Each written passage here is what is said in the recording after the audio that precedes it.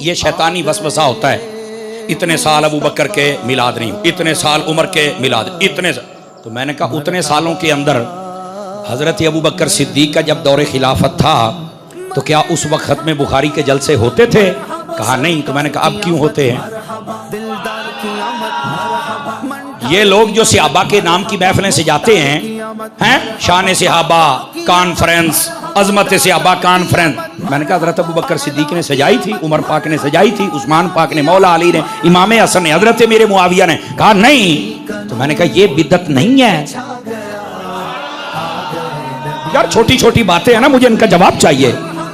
नबी के दौर में ये कॉन्फ्रेंस थी, बुखारी के जलसे थे। ये जो आज हमारे मदरसे बने, कोई माई कलाल साबित कर दे ये मदरसे और मुरव्वजा निसाब, ये जी बुखारी पढ़ाई जाएगी, यहाँ से तिरमिज़ी, यहाँ से अबू दाऊद, ये सर्फ और ये नहव पढ़ाई जाएगी, और ये जनाब उसूल शाशी पढ़ाई जाएगी, ये कंज़ुद दक़ाइक़ पढ़ाई, ये किताबें उस वक्त पढ़ाई जाती थी। तो क्या मदरसों में सब बिदअत पढ़ा रहे हो? ओ बाबा ये कुछ भी नहीं था हुजूर के जमाने में, एक मिलाद आ गया तो तुम्हारे पेट में दर्द हो गया, बाकी सब कुछ जो नबी के दौर में नहीं था सब कुछ कर रहे हो और जायज है।